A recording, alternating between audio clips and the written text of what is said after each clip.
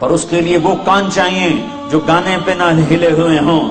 تمہاری گاڑیوں میں میوزک چلتا ہے، ٹکر لگی اور مر گئے تو کیا جواب دو گے اللہ کو؟ کس حال میں موت آئی؟ ہر چیز کا نظارہ اللہ نے آگے رکھا ہے۔ جنید جمشید مجھ سے کہنے لگا ہم جو گانا بناتے تھے ہفتہ 10 دن لگا کر، بعض اوقات پورا مہینہ ایک گانے پہ لگ جاتا تھا، وہ گانا 3.5 منٹ کا بنتا ہے، 3.5 منٹ کا ایک گانا بنتا ہے، 3.5 منٹ۔ چونکہ اس سے لمبا بنے تو پھر لوگ بور ہو جاتے ہیں، سنتے ہیں، اتنا لمبا سنتے نہیں، تو 3.5 منٹ کا میکسیمم گانا بنایا جاتا ہے، اور اس پر کبھی ہفتہ، کبھی 10 دن، کبھی 15 دن، کبھی مہینہ۔ میں نے کہا پاگل دیوانے، میرا رب، میرے نبی کا فرمان ہے جنت کا پہلا نغمہ جو اللہ سنائے گا وہ 70 سال لمبا ہوگا، 70 منٹ کا نہیں ہوگا، 70 سال ایک ہی دھن سنتے رہو گے، ایک ہی راگ سنتے رہو گے۔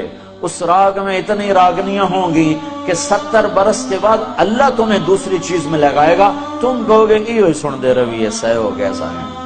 پر یہ وہ کان سنیں گے جو دنیا میں میوزک نہیں سنتے۔ اگر یہاں میوزک سنو گے تو وہاں کے میوزک سے اللہ تمہیں محروم کر دے گا۔ اللہ جنت کی لڑکیوں سے کہے گا آ جاؤ، پھر تمہیں کہے گا آ جاؤ جو دنیا میں میوزک نہیں سنتے تھے، یہ شرط لگائے گا، آ جاؤ جو اوسلو میں گانا نہیں سنتے تھے، آج تمہارا رب تمہیں جنت کا گیت سناتا ہے۔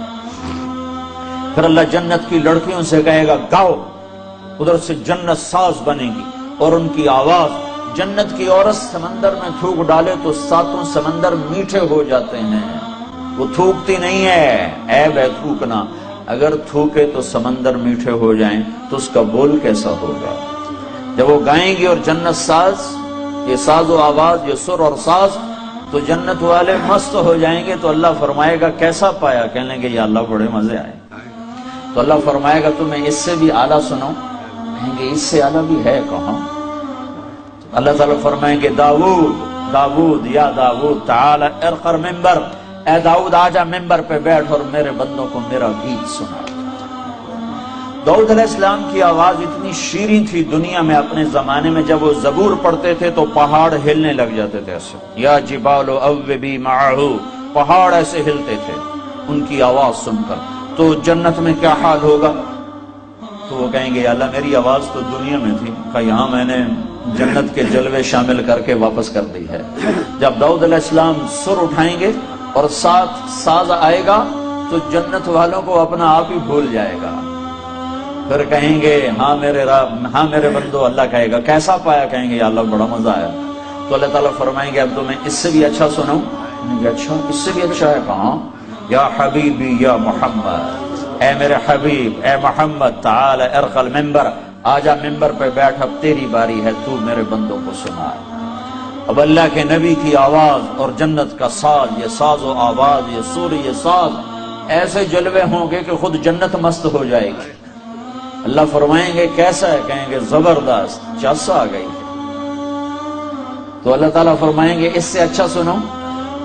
یا اللہ کیا اس سے اچھا بھی کوئی ہے؟ کہاں؟ تمہارا رب تمہیں خود سنائے، تمہارا اللہ تمہیں خود سنائے۔ لم يبق الا ارحم الراحمین، لم يبق الا ارحم الراحمین۔ اب تمہارے ارحم الراحمین رب کی باری ہے، اب وہ تمہیں سنائے گا۔ یا رضوان، اے رضوان، جنت کا بڑا فرشتہ، ارفع الحجب بینی و بین عبادی و زواری، اے رضوان پردے ہٹا دے، آج میرے بندے اور بندیاں مجھے آنکھوں سے دیدار کریں، کانوں سے میرا کلام سنیں، آنکھیں ٹھنڈی ہوں میرے دیدار سے اور کان ٹھنڈے ہوں میرے کلام سے، تو پردے جو ہٹیں گے تو آپ خود سوچو یوسف علیہ السلام کا بنانے والا خود کیسا ہوگا، محمد مصطفیٰ صلی اللہ علیہ وسلم کا بنانے والا خود کیسا ہوگا۔ پردے ہٹیں گے اور اللہ سامنے، وہ اتنا ہی کافی ہو جائے گا، اللہ نہ بولے تو ہی مست ہو جائیں گے۔ پھر اللہ کیا کرے گا؟ پھر اللہ اب ساز کی ضرورت نہیں ہے، اللہ کی آواز کے لیے ساز ضرورت نہیں ہے، اب اللہ ہی ساز بھی ہے، اللہ ہی آواز بھی ہے اور اللہ ہی کا کلام ہے، اور اللہ قرآن سنائے گا، قرآن، اللہ اپنا قرآن سنائے گا۔ اور ایک حدیث میں آتا ہے سورہ طٰہٰ پڑھ کے سنائے، سورہ انعام پڑھ کے سنائے گا۔ ویسے سارا قرآن سنائے گا، اللہ سارا قرآن سنائے گا۔ تو جب اللہ کی آواز آئے گی تو اس کو میں تعبیر تو کر ہی نہیں سکتا ہوں، کوئی تعبیر نہیں کیا جا سکتا۔